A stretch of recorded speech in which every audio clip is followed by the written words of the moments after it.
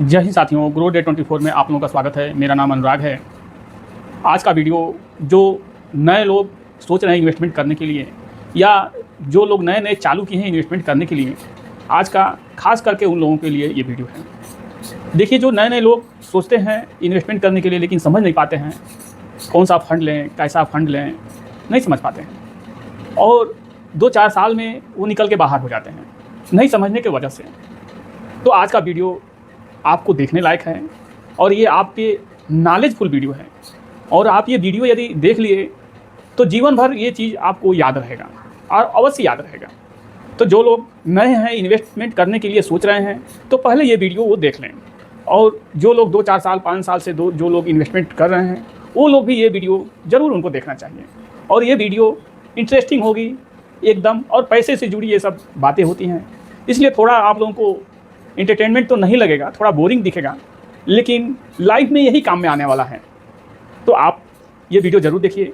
Video यदि आप लोगों को थोड़ा सा भी अच्छा लगे तो आप ज़रूर सब्सक्राइब कीजिएगा, लाइक कीजिएगा और कमेंट कीजिएगा, और सब्सक्राइब कीजिएगा तो ऑल बेल आइकन अवश्य दबा दीजिएगा। तो चलिए जानते हैं कि ये जो है हम क्या आज बताना चाहते हैं नए इन्वेस्टर को, जो नया इन्वेस्टमेंट चालू करना चाहते हैं, जो 5-7 साल पुराने इन्वेस्टर हैं, वो हम उनको क्या आज बताना चाहते हैं उसके बारे में चलते हैं। आप निप्पॉन इंडिया मिड कैप का नाम सुने ही होंगे। तो Nippon India mid cap all time में 22.65% का रिटर्न दिया है, और ऑल टाइम कितना टाइम होता है 1995 से, और ये 25 चल रहा है। आप सोचिए कि 30 साल हो गया इस फंड को चलते चलते, 30 साल हो गया। अब एक उदाहरण के तौर पे समझिएगा कि यदि किसी का एज उस समय 20 साल होता या 25 साल होता तो आज उसका एज जो है 50 साल का एज होता। तो 50 साल के एज में वो चाहे तो करोड़ों रुपए का मालिक बन सकता था, लेकिन इतना सोशल मीडिया का उस समय टाइम था नहीं। अब इस समय सोशल मीडिया का टाइम है, सब लोग जानते हैं। हालांकि हमको लग रहा है कि 100 में से 20 आदमी जो है इन्वेस्टमेंट करना चालू कर दिए हैं, क्योंकि एक और चैनल है मेरा, उस चैनल पे इतना कमेंट आता है पोर्टफोलियो रिव्यू का, तो हमको पोर्टफोलियो रिव्यू करने में ही टाइम निकल जाता है। हर रोज़ एक पोर्टफोलियो रिव्यू करते हैं, तो लगभग 100-150 पोर्टफोलियो रिव्यू कर चुके हैं। तो उस चैनल पे कमेंट आता है, तो हमको यही अनुमान लगता है कि जितने लोग देखते होंगे सब लोग थोड़ा ना थोड़ा कहीं ना कहीं इन्वेस्टमेंट किए होंगे, और जो लोग नहीं किए होते हैं वो ज़रूर कमेंट में करते हैं कि सर हम कौन सा फ़ंड लें, कैसा फ़ंड लें। तो आपको भी यदि आप कोई फ़ंड लेना चाहते हों या आप कोई सजेशन लेना चाहते हो, समझना चाहते हों, तो आप ज़रूर कमेंट कीजिए। आपके कमेंट पर वीडियो बन जाएगा, और आपका जो भी पोर्टफोलियो लिए रहेंगे इस चैनल पर भी हम पोर्टफोलियो रिव्यू करना चालू कर देंगे। तो चलिए जानते हैं, थोड़ा सा 2-3 मिनट वीडियो थोड़ा सा अधिक होगा, लेकिन ध्यान से समझेंगे तो आपको लाइफ टाइम ये चीज़ काम में आने वाला है। अब सोचिए कि कोई 25 साल में, आज से आगे कोई 25 साल किसी का एज हो गया, किसी का 20 साल हो गया, कोई इन्वेस्टमेंट करना चाहता है, तो आने वाले 25 से 30 साल में उसका एज 50 साल का हो जाएगा। तो अब तक तो लोग ठीक हैं, चलिए थोड़ा तंदुरुस्त हैं। अब तक जो जौ बाजरा जो लोग खाए हैं तंदुरुस्त हैं, हम लोग भी थोड़ा बहुत खाए हैं, लेकिन अब इसके आगे आने वाला जो है नहीं हो पाएगा। उतना दिन तक वो 50 साल 55 साल तक काम करने के में सक्षम नहीं रहेंगे लोग। तो देखिए, 5,000 रुपये महीना 1995 से कोई 30 साल पहले से इन्वेस्टमेंट किया होता और 18 लाख रुपया जाता है 30 साल में, और 22.65% के रिटर्न से 13 करोड़ रुपया ये फंड जो है बना चुका है। अब इसके बाद हम कंपाउंडिंग भी बताएंगे। ये फंड कंपाउंडिंग कैसे किया है इसके बारे में बताएंगे। आप ये सोचेंगे कि 1995 में 5,000 रुपया किसके पास था। भाई साहब, 1995 में 5,000 किसी के पास नहीं था, कमाई ही नहीं था उतना। आज के डेट में तो है, आज के डेट में और आने वाले समय में 25 साल 30 साल आगे ये 5,000 रुपये का वैल्यू क्या रहेगा, आप स्वयं समझिएगा। तो आज तो है ना 5,000, उस समय 95 में नहीं था, इस समय तो 5,000 है। तो ये 5,000 महीने से 30 साल में 18 लाख का 13 करोड़ रुपया ये जनरेट किया है। अब 1 करोड़ से और समझिएगा कि 5,000 रुपये महीना 35 साल, अब 35 साल में कितना होगा, 21 लाख रुपया होगा। 35 साल में 21 लाख रुपया होगा। 20% का ही यदि रिटर्न माने तो आप देखें कितना हो रहा है, 31 करोड़ 54 लाख रुपया हो रहा है।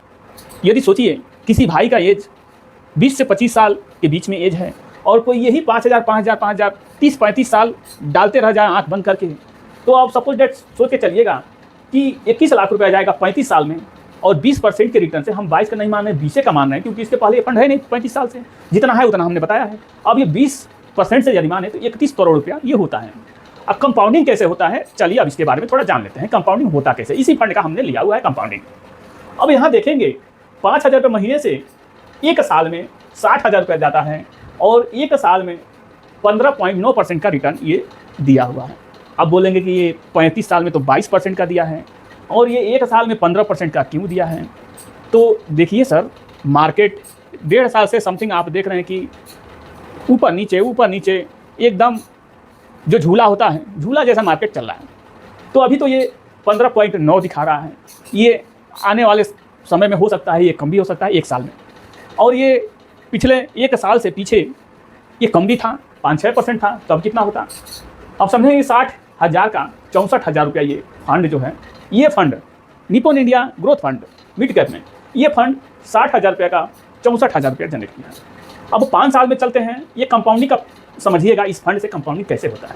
5,000 रुपये महीना 5 साल, वो तो 1 साल का था, हम 5 साल तो कितना जाएगा? 3 लाख रुपया जाएगा। 3 लाख का 24.28% के रिटर्न से ये 5,38,000 रुपया अभी भी आपका 5 साल में ये डबल नहीं किया है ये फंड। अब 10 साल के लिए चलते हैं, थोड़ा लंबा इसीलिए लिखे हैं, थोड़ा आपको समझ में आएगा। अब 10 साल के लिए चलते हैं, 5,000 रुपये महीना 10 साल 6 लाख रुपया जाता है, 21.45% का रिटर्न दिया है। हर साल ये परसेंटेज घटता बढ़ता है, आज भी मार्केट घटेगा तो ये घट जाएगा, मार्केट बढ़ेगा तो ये बढ़ जाएगा।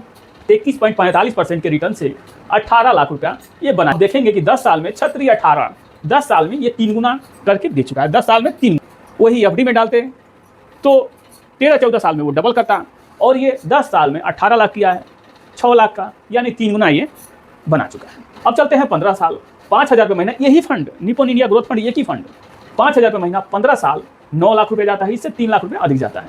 अब आप यहाँ देखेंगे 19.1% का रिटर्न दिया है, 15 साल में 19.1% से 9 लाख रुपया जाता है। अब इस 9 लाख का 43 लाख रुपया जनरेट ये किया हुआ है।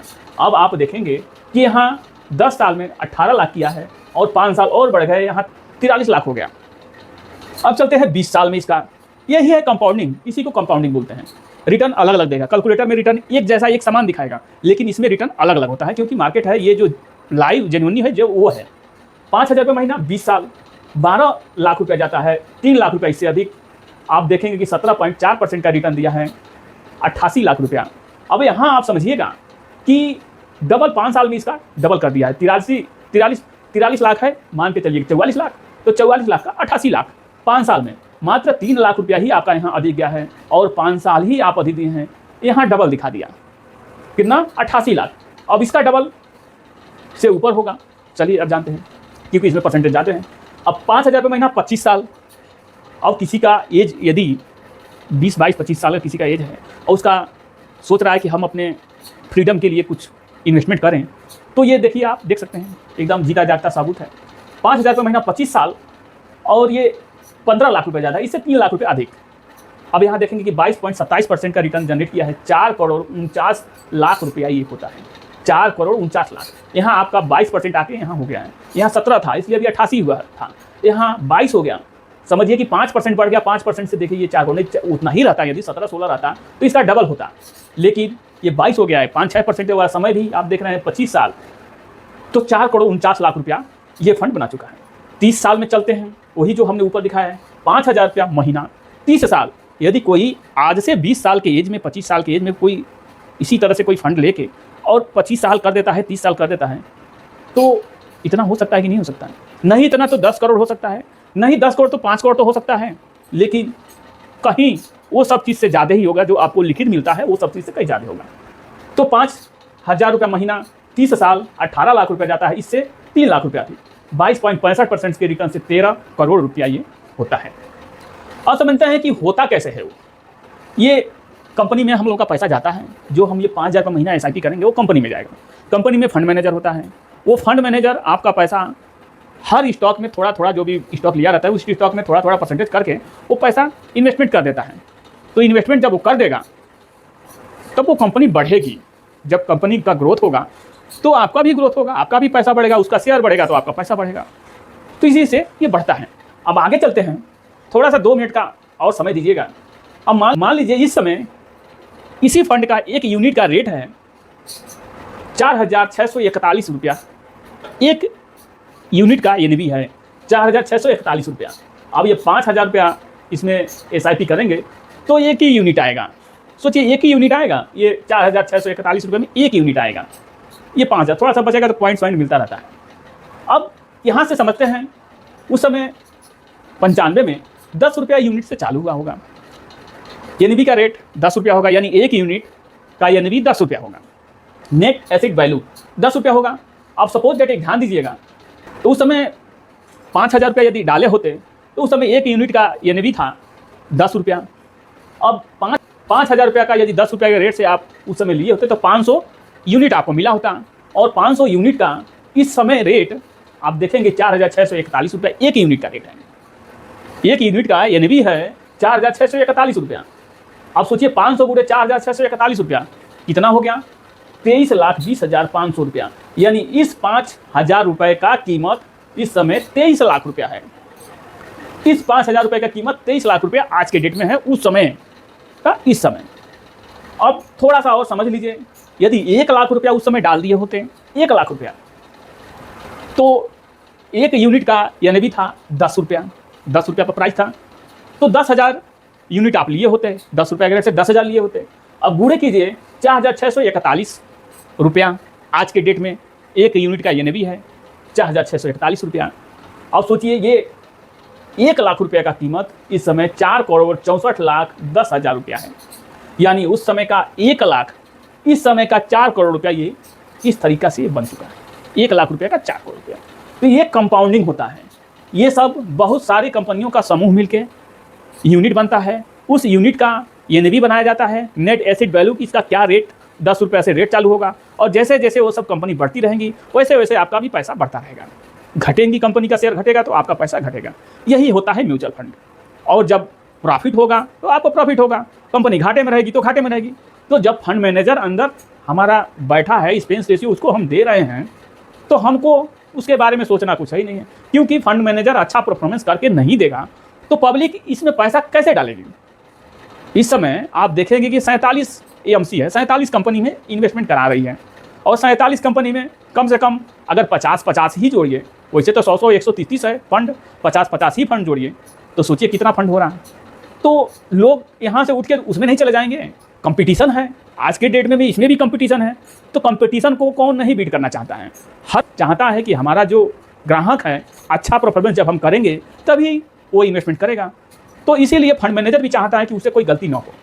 तो देखिए, ये यदि जानकारी आपको अच्छी लगी हो, जानकारी सही मिली हो, तो आप ज़रूर सब्सक्राइब कीजिए, लाइक कीजिए, कमेंट कीजिए। ये वीडियो नॉलेजफुल था कि नहीं था आप ज़रूर कमेंट कीजिएगा। और यदि जो लोग नए व्यूअर हैं ज़रूर सब्सक्राइब कीजिए। जो लोग नए इन्वेस्टर बनना चाहते हैं वो इस वीडियो, उसके लिए ये वीडियो ज़रूर को देखना चाहिए।